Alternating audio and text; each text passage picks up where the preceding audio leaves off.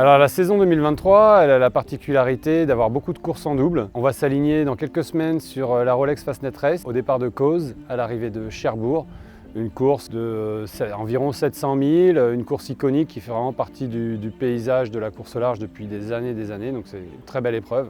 Qui dit saison en double dit co-skipper, j'ai la chance que Sophie Faguet ait accepté de rejoindre le projet. On vient de commencer les navigations ensemble, elle débarque tout juste d'une transatlantique en Figaro. C'est super de pouvoir accueillir une nouvelle personne dans le projet, d'avoir quelqu'un qui puisse venir apporter de l'eau au moulin sur le volet sportif. C'est vrai qu'on a staffé l'équipe au fur et à mesure de la montée en puissance du projet. Et là pour apporter toutes ses compétences et puis venir nous stimuler sur la manière dont on peut améliorer l'usage qu'on fait du bateau.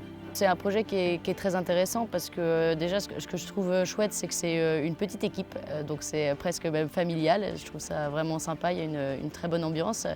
Et malgré tout, la volonté est vraiment de jouer fort sur le plan sportif. Seb a prouvé qu'il était capable de faire des super trajectoires, notamment sur la roue du Rhum.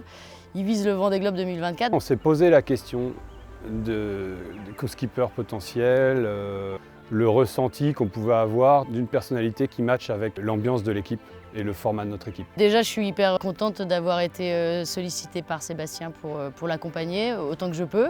J'espère que j'aurai des choses à lui apporter sur le plan sportif. Après, je suis absolument certaine que je vais apprendre à ses côtés beaucoup de choses. Sophie, elle a un CV qui est éloquent, c'est une vraie compétitrice, elle a plusieurs titres de championne du monde à son actif. Elle a cette réputation de rien laisser au hasard quant à la performance d'un bateau. Je ne doute pas qu'elle va apporter plein de choses, elle a déjà commencé à le faire. Ce qui est différent avec les projets sur lesquels j'ai pu monter par le passé, ça fait pas si longtemps que ça que je me suis professionnalisée dans ce métier. Donc là, ce qui va changer, c'est surtout la taille du bateau. J'ai pas trop peur parce que je considère Seb comme un super bon marin, donc sur la maîtrise du bateau, sur la transmission, je pense que tout va bien se passer. On va faire du mieux qu'on peut avec le bateau qu'on a. Par contre, voilà, on a des bateaux dans le viseur. Moi, je vais juste être concentrée pour avancer le plus vite possible à ses côtés.